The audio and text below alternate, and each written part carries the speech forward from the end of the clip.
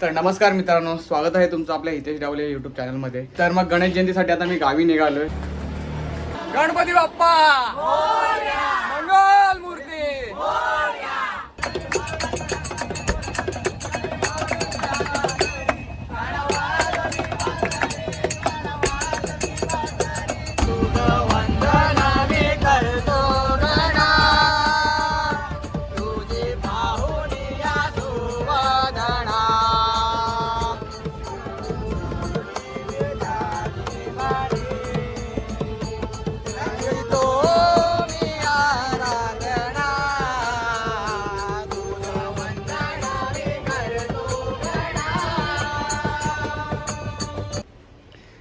तर नमस्कार मित्रांनो, स्वागत आहे तुमचं आपल्या हितेश डावले यूट्यूब चॅनलमध्ये. तर मग गणेश जयंतीसाठी आता मी गावी निघालोय. तर दिवा रत्नागिरी ट्रेननी जाणार आहे आणि हा प्रवास आता मला तर असं वाटतंय आमचा खूप चांगला प्रवास जाणार आहे, कारण की सगळे आम्ही गावाला एकत्रच जाणार आहोत मिळून. तर मम्मीने आणि बहिणीने तयारी करून ठेवलेली आहे. मम्मी मोठी तयारी करून ठेवलेली आहे, बॅग वगैरे भरून ठेवलेले आहे. तर आता निघूया, उशीर होतोय. मित्र पण आलाय, मला गाडीवरून सोडेल तिथं स्टेशनपर्यंत. त्यानंतर मग आपण ट्रेनने जाऊया. तर मग शेवटपर्यंत व्हिडिओ पाहत राहा, बघूया तुम्हाला पण आवडेलच. चला तर मग भेटूया पुढच्या एका ब्लॉगमध्ये.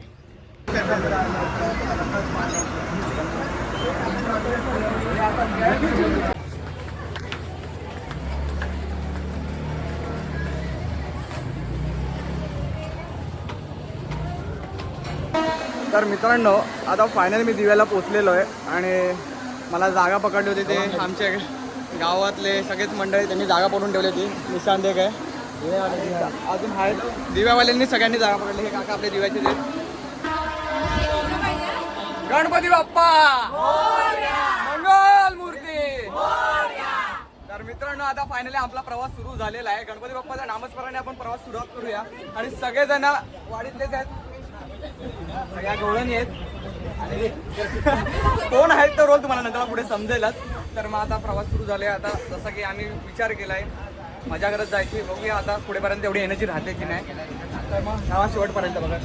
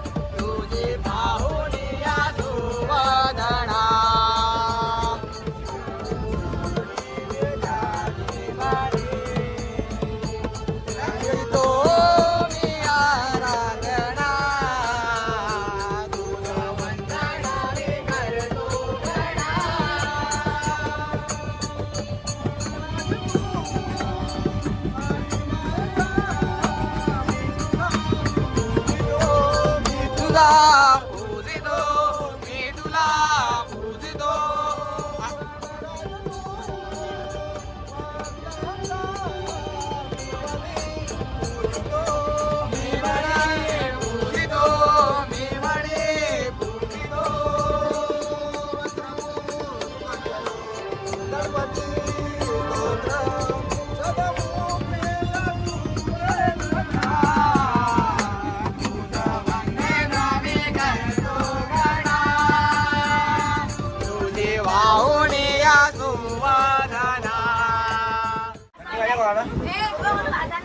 तर आता भजनं गाऊन गाऊन सगळेजण भजनी मंडळी थकलेली आहेत.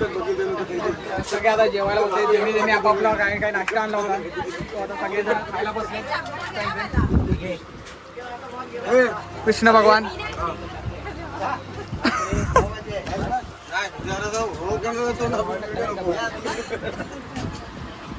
अजून तिकडे पण खूप जण आहेत. म्हणजे दोन सीटा बसलेल्या आहेत. आपली पब्लिक खूप आहे. हे बघा इकडे पण आहेत आणि पुढे पण आहे तिथे. तर मित्रांनो आता फायनली आता आम्ही जवळजवळ 8 तास लागले आम्हाला पोहोचायला. इथे ट्रेन स्लो आली तर पोहोचले. सगळे आता गावाले आम्हाला भेटले वाटी बघतायत. चला तर मग आता जाऊया घरी आणि भेटूया अजून एका नवीन ब्लॉग मध्ये. तर मित्रांनो आता आम्ही पोचलोय संगमेश्वरला. तर वाजले तर आपल्याला खूपच टाइम झाला. आम्हाला 8 तास तरी लागले. 8 तास लागला कारण की पॅसेंजर हे फुल डुडू गाडी होती. तर काय हरकत नाही. तर आलेलो आहे आणि गणेश जयंती असल्यामुळे खूप जण आली गावी. तर त्यामुळे रिक्षा पण आम्हाला काही भेटली नाही. तर आता सगळे आम्ही पोरं मिळून पोरं सगळे मिळून बोलेवाडी बाजारासाठी निघालेलो आहोत. हा पूर्ण घनदाट जंगल आहे, रान आहे.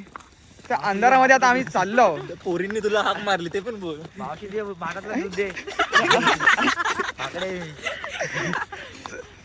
तर थांबा आता मी खरं कॅमेरा तर माझ्या डोळ्यावर उजेड येतोय. पण ह्या मावशीला म्हटलं पुढं का उजेड दिसत नाहीये. तर ठीक आहे भावा जरा वय झाले रे भावा. हा भावा बघ भावा. तर मग आता आपला फाकड्या रस्त्याने अडवत आहे आपल्यासोबत येतोय. फाकड्या मिळाला जो फाकड्या तो त्याला ढकलला पाहिजे खाली लोटला पाहिजे. पण नको रे फक्त फाकड्याला लोटून चालणार नाही. कारण की फक्त अजून 2 दिवस फाकड्याला ठेवूया नंतर लोटून देवा काय गरज नाही. काय निशांत प्रवास कसा झाला रे सगळ्यांनी सांगा. एवढी मजा आली की मला कसा बसलाय. चला एका साईडला या. पाठून तुम्हाला वाटत असेल तुम्ही बोलताय की तुम्ही चालत का पाठून रिक्षा आल्यात. पण त्या पाठून रिक्षा सगळ्या भरून आलेल्या आहेत. त्यामुळे आम्ही चालत चाललोय. नाही तर तुम्हाला वाटेल हा ह्यांना हौस आहे जातात चालत. असं नाही. बघताय तुम्हाला दाखवतो दिसतंय का काय. काहीच दिसत नाहीये पुढे रस्ता. पायाखाली वाट फक्त दिसते. तर मग आपण जाऊया.